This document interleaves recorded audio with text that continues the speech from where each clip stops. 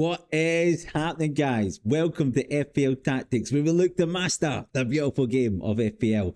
I don't know about you, but the international break is absolutely killing me. I just want FPL pack. I feel like I'm constantly refreshing my screen like I'm some sort of FPL junkie, hoping that the fixtures will be just around the corner. But anyway, if you want FPL back, hit the like button if you agree as well. But the good thing is we have plenty of time to plan ahead, which is what we need to do. So today, I'm going to go over a new wildcard draft because of the double game week fixtures coming out. 2 3-hit templates that are coming out as well. Don't say I'm not good to you. And then planning for game week 37. You're probably wondering why we're planning so far ahead, but there is so much movement at the moment. It is so important that we plan ahead. Now, guys, I am overwhelmed by the support. We're on 49 subscribers, so close to 50. The new goal is to get to 100. So please continue to comment, like, and subscribe to the channel. I really enjoy engaging with you all in the comments. My name is Joel. Let's get into it.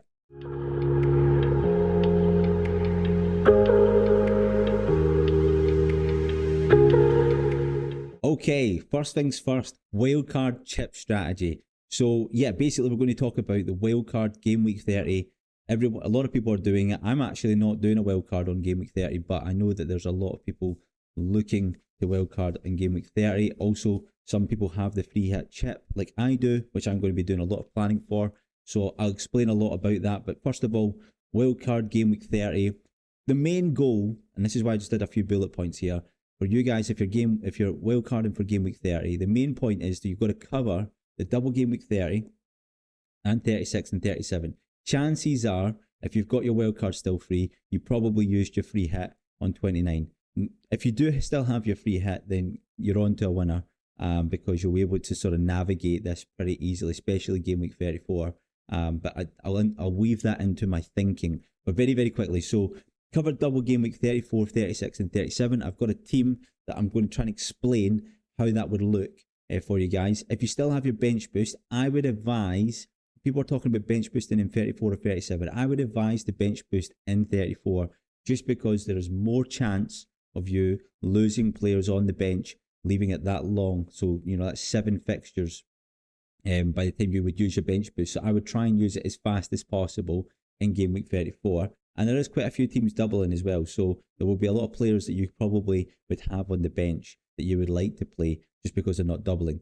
Definitely, I think, use that in game week 34. Triple captain. If you still have your triple captain, then you deserve an award for just keeping your triple captain this long. But if you do, then there is a good chance you could use it in the double game week 34 as well, because there is a lot of good fixtures there. So we can talk about that very briefly. Now, free hit, game week 34 or 37. Now, my thought process is you got a free hit in game week 34. I know a lot of people are saying that the 37 looks better, but the advantage is you can start planning for game week 37 now.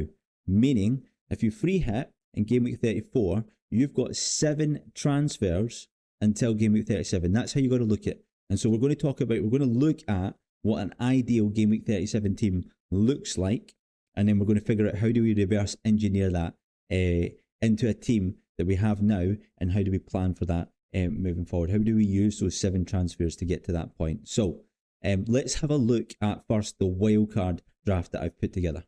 So this is my wildcard draft. Now, I kind of don't like putting this out there because it feels extremely template in comparison to what everyone else is sort of putting out there. But I'm not wildcarding, but I wanted to kind of give my thoughts on this and some of the pitfalls behind it, and also the thinking behind it as well. Because if you are wildcarding now, you have got so much to think about. So I'm going to try and cover this off as best as I can. Pickford is my goalkeeper just because he's got the double game week coming up in 34. His fixtures are not terrible, but he's got a good one to start off with Bournemouth. But he's also got save points. But most goalkeepers these days, it is hard to get clean sheets, apart from if you've got Arsenal. I think actually I'm in the mindset now that if you get anything from a defender or goalkeeper, it's a bonus at this point.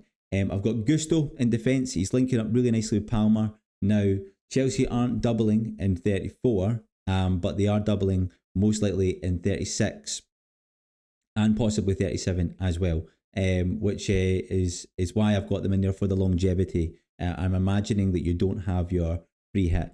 If you have your free hit, this is a very different kind of conversation we need to have. But this wildcard is more for people that don't have the free hit as well. We've got Van Dijk in there. Now, I've been sort of looking at what the Liverpool defenders are doing. Obviously, Robertson's back. Played terrible against the Netherlands, but the Netherlands were just too good for us on the weekend there. But yeah, Virgil van Dijk, I would say, is the most solid Liverpool defender there. And if you're going to have him in your team for quite a long time, I just think you want to go with a steady Eddie in the team as well. Romero, now a lot of people have Destiny Udogie or Porro, but I've actually got Romero in my team now, and I've got a kind of a bias towards him because he's actually constantly getting bonus points. I know that Udogie does as well, but Udogie seems to be one of those players. He is extremely attacking, and I think he is the top point scorer at the moment for Spurs. But Romero is differential, and the amount of times he's come through for me as a differential pick has been amazing. And so you can go for Udogie, Porro, or Romero. It's up to you. What do you want to? I just feel like he's a little bit more aggressive, especially with the games like for example against Luton. They're really open to these set pieces. That's a Romero's dream because he loves a header, and so there's a good opportunity he might get some attacking returns as well. Appreciate Udoggie's great at putting the crosses in, Porro as well. So you could have the same argument there, but just for me and from what I've got from the season, I just feel that Romero is a good differential pick. But you can go for Udogie or Porro, whatever you want. The thing you have to bear in mind though is that Tottenham are blanking in game week 34, but they are doubling again at the same week as Chelsea on 36 and most likely 37. So I've got these players in the team at the moment, more thinking about the kind of the future fixtures. You will have to. We'll talk about this with the likes of Son or Palmer, but most likely Son. And when it comes to trying to bring them out and put them back in, because we do have quite a lot of players that are going to be, certainly the Romero and Son are going to be blanking in game week 34. So we can talk about that. I've got Saka in the team now.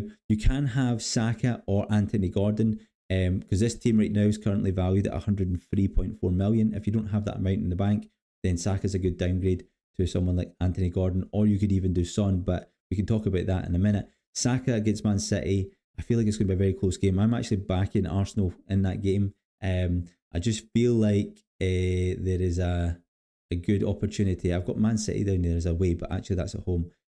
Saka's at home, Arsenal are home in that game. So I just feel like he's going to, obviously he's been on great form. He has a little bit of a niggle of an injury, but I almost think that's just being cautious. Anything could happen in that game. But, Anthony Gordon actually also has good fixtures, so there could be, he could be another pick. Got Son against Luton. I've actually got him as a captain in this one. I'm not completely set on that, but it could be between him and Salah as well. But it's a great team. To have Salah and Haaland in the same team as well is pretty amazing. But yeah, Son at Luton against Luton. We've got Salah against Brighton. And now obviously Salah's doing the double, so we want to have him in the team for the game week 34. There is a little bit of thinking about transfers as well on this team. We've got Palmer as well. Obviously, I feel like you just can't go without Palmer now to the end of the season. He's got great fixtures coming up. He's a penalty kick taker. Everything goes through him. I'm terrified. I don't actually have him in my team, so every time I see him play, I'm going to be terrified, but I am going to be trying to get him in as soon as possible. Eze, so just to bring down the amount that this team is costing, Eze is a good option because he's attacking. He also is kind of he's like the Crystal Palace talisman, so he's a great option to have in the team as well. Solanke, obviously he's doubling again, so this is why we want to be thinking about these double game week players, but you're able to sort of flex when it comes to the actual free hit or 34. If you're not free hitting, that at least you're going to have a good team going out. And you can start to use your transfers to try and bulk up that double game week team. And then Haaland, again, some people are actually trying to go without Haaland as much as possible. I don't have Haaland right now. You could have Darwin Nunez in there instead of Haaland, which will bring the value down in this team significantly as well. And it could be an option because he's got the double game week again on 34. So But yeah, he's obviously a player that is hard to go without, especially the fixtures after Arsenal. He's got Crystal Palace and Luton coming up, so it would be quite difficult to go without him. But it's definitely a risk.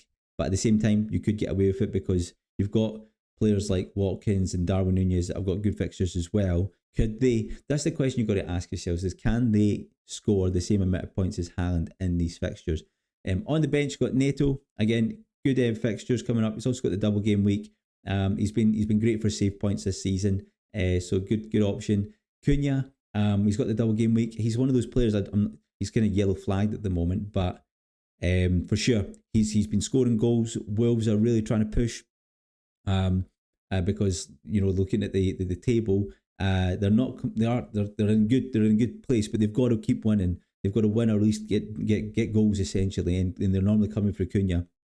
So he's a good option. You could trade that again if you had, like for example, Haaland if you had Darwin instead of Haaland, you could then upgrade Cunha to someone like a Watkins as well, just so that you've got a stronger bench. But again, this is why it's completely team dependent and your situation as well. I've got Braithwaite on the bench for Everton. Again, he's got the double. Again, a lot depends if you're wanting to put Neto in goal and then Braithwaite in the defence, just so you get the double game week. If you have your bench boost as well, it could be a good option to have that. And then finally got Ben White. I think he's so underrated and also a differential. A lot of people going for Gabriel and Saliba, who I actually have at the moment in my team. But when I was looking into this, I was thinking, actually, I don't know why not many people have been going for Ben White. He's been scoring a lot of assists and attacking returns recently, but I think he actually is the highest scoring Arsenal defender at the moment as well. So he seems to be a differential pick. I know he's been in the headlines a lot recently, but yeah, I think he's a good pick. Also, right now, this time of the season, if you wanted to make up ground, you've got to be thinking a little bit differential. But that's the wildcard team. Again, like this could change so much depending on your situation. So it's just there to kind of give you guys something to think about. So let's have a look at our first free hit draft. This is what my first free hit draft is looking like. So we've got Pickford in goal with his double against Nottingham Forest and Liverpool. And I just feel like save points again is what I'm thinking. I'm hoping he gets something from Nottingham Forest. I'm not banking on it, to be honest. I think Nottingham will score in that game. But the save points, 2 home fixtures, that's all I'm hoping for, really, to be honest. There is an argument to have Neto in there against Villa and Wolves. That's why I've got him on the bench. But I do think that, this is just I guess, a pick-em situation where, what do you feel comfortable with? Also, just to mention, this first free hit draft is kind of what I would say is a safer free hit draft. My next free hit draft is a complete differential draft as well. So I've got Trent Alexander-Arnold. I'm hoping that he will be fit by game week 34. There's a lot of news saying that he will be, and then we'll be seeing how he plays in the next kind of couple of game weeks, depending if he'll be in the team or not. And one other thing just to add there, the team value for this free hit is 100.4. So if you've not got a lot of team value at this point in the season, this is a very affordable team to be able to play out in your free hit as well. We've got Aït-Nouri. He's been amazing, very attacking, actually plays kind of midfield. I mean, he played in the FA Cup, I think it was, as a number 10. So, he's a great player to have. Again, someone who's attacking. I'm not expecting, again, some clean sheets. I feel like I say again a lot. But anyway, I just think that I'm not waiting for clean sheets. But Arsenal and Bournemouth, again, are teams that have an opportunity to get some tackling returns. Obviously not Arsenal, but Bournemouth for sure. They've been shipping a lot of goals, and I think that'll be a big game against Wolves. Could be easily like a 3-2 either way as well. Ben White, like I mentioned in the previous draft, very attacking player. He's constantly at the edge of the box, just looking to put that cross in. He's on the ball a lot. I just think it's a great option. Very differential as well, but safe. He seems to be getting a lot of minutes, so it just makes a lot of sense. Got Saka in there, Wolves versus Chelsea, Wolves and Chelsea. So I just think you want to stack up on your Arsenal assets for this. So he kind of picks himself. Obviously, the main man, Salah, Fulham versus Everton. Fulham and Everton as well. Captain him. You've got to captain him. You just have to. I mean, I just think against Everton that he is destined to get a brace or at least a hat trick. You know, I just think he's against Everton. He likes to turn up for those games as well. Odegaard. There is an option as well to mix this about. I was playing with the idea of having Declan Rice instead of Odegaard, or you could have someone like Trossard if you really felt like you wanted to go differential. But I think, or Havertz even. But yeah, I was actually surprised when I was looking at the midfielders that Declan Rice was up there, and when it comes to the points as well as an attacking asset. And it's just he has been getting goals in these kind of games where they've shipped a lot or they've scored a lot of goals. He's been getting the points. So, but Odegaard I think is a safe option again. Eze picks himself really. He's a guy that everything goes through when it comes to Crystal Palace. So again, he's a good player for that. Neto, I was kind of umming and ahhing about Neto. Should we maybe have Sarabia instead?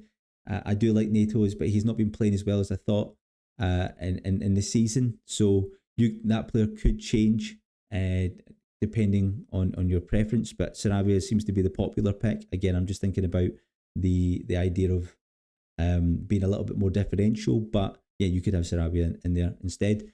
Darwin and Solanke up front. Notice there is no Haaland. I mean, he is playing Brighton, so that is a worry. Attacking team. Would Haaland come out there with a brace, and would that be better than what Solanke could get out of Aston Villa and Wolves? Possibly. So, but trying to fit Haaland in with like all these players is pretty difficult, especially when you've got Trent. But you could downgrade Trent into a kind of cheaper defender and then upgrade Solanke into Haaland. I think the jump would still be quite a bit, but you could maybe do that. Maybe bring Nato down to another player, or Odegaard down to a cheaper Arsenal asset, maybe a Declan Rice, for example. You could figure it out that way. But that's basically what my first free hit draft looks like. Now, the next one is an absolute doozy. It's the differential free hit, and I actually really like it. So let's have a look at it. So this is the differential free hit. So we've got Pickford in goal, just as we talked about last time. We've got Walker in defence. The reason I don't have two defenders, a double game week player instead of Walker, it's just because of the trying to find a decent double game week defender that's not playing for Arsenal or Liverpool is very difficult. And it's a bit of a risk doubling up on either Everton, Wolves or Crystal Palace when it comes to the defence. But if you want to take that risk, you definitely can. But yeah, so we've got Walker, Aït-Nouri and also Anderson in there. Again, I'm not expecting very much from the defence. I wouldn't be surprised if Walker actually outscored them with his single game week fixture. So, but it's one of those you got to just choose what you're comfortable with in the defence, because it's very hard to predict this season. But the attacking side of things, we've got Saka, Salah, Odegaard, Havertz and Diaz. That is pretty incredible. All double game weeks, and it just looks so exciting.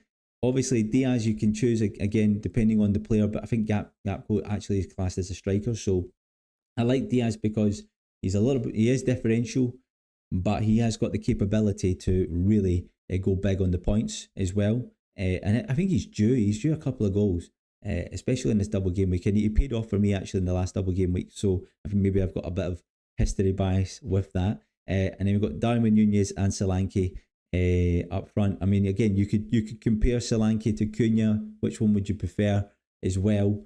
It completely depends, up to you. You could have maybe Haaland in there, but I don't think you could have Haaland with these players. It'd be a bit expensive. But Cunha or Solanke is a big discussion. I do think Solanke just has it because of his goal scoring track record. But Wolves do have the home fixtures, so could be an option as well. On the bench, we've got Neto, Cunha, Braithwaite and Senesi as well, just there as a sort of insurance policy. But I love this this free hit draft. I'm really considering it, guys. I just think if this comes off, this will literally half your rank because you've got all the attacking players in the right teams. And I just think it's a great option because not many people will have like the likes of Havertz or Diaz in their team, or even Odegaard, especially if they're not free hitting as well. So you've got some good options there that could have some big returns as well. So what we're going to do now is we're going to look at game week 37 and what the ideal team looks like, so that we can talk about how do we aim towards that. This is game week 37. This is basically what I want my team to look like. Now, it is 7 transfers from game week 30 to game week 37, and from my team, this is literally 7 transfers it would take to get to this point. Now, you would it would be easy to say that this is pretty team heavy when it comes to, you've literally got Man City, Tottenham, Newcastle and Chelsea players. I mean, obviously you've got Areola, but you want to make sure that those fixtures are going your way. But the beauty is they've all got double game weeks, and I'm doing it without taking any hits as well. And so this is just an idea for you guys to look at and say, hey, how do I engineer my team towards this over the next 7 game weeks? And if you are free hitting, then forget about changing your team for 34. Just constantly be thinking, how am I working towards this team? Obviously, this is completely injury dependent as well. So if a couple injuries go, but if you can get to this point with this team by only taking maybe 1 or 2 hits, it's a strong team to have for game week 37 as well. And a lot of those players you want going into game week 38. Obviously, Trippier is also team dependent as well. And also you could easily downgrade him to like a Shar. There's plenty of good Newcastle assets there. I am really liking taking a gamble on the Chelsea assets. I do think they're not defending great, but there always seems to be goals. So and it's always running through Palmer. I'm liking the link up play with Jackson as well recently, so that it could be an option as well. On the bench, we've got the likes of Neto, Gabriel, Saliba and Morris. That's just my current bench as well. That's why I'm just saying that. But you know, you could easily, it just shows you can have quite a healthy bench even with this team with Haaland in there. Obviously, you don't have Salah, but that's something that you could aim to get into game week 38 as well. So that's just what it looks like for you guys. Make sure that you're thinking about engineering your team towards game week 37. If you're free hitting in game week 34, and this is the argument to not free hit in 37, because that way you're able to really engineer your team without taking hits all the way to 37 as well, because there are a lot of good teams playing then. So most of the players that you have, like the likes of Foden and Haaland, Son, you've got a lot of Man City assets. Obviously, Liverpool are playing in game week 37. I can't remember what their fixture is, but they are playing in game week 37. They just will be having a single game week. So it could be options there to not go in the doubles. A lot of people will say you're just going die hard on the double game week players, but that's just the way that I approach the game. But yeah, have a look, you guys. Hope you like the content. Hopefully it's helpful for you guys for your planning as well. Please do not forget to like and subscribe, and definitely comment your thoughts on these drafts as well. I've got my email in the description. I am thinking of doing a kind of a draft chat, meaning just looking at your drafts, looking at your wildcard options, looking at your free hit drafts, see what you're thinking and kind of scoring them or having a look at them. So if you feel like you want to do that, drop a comment, drop me an email with a screenshot of your team as well. That would be great, and then we can have a look at it. Cheers guys, and I'll catch you next week.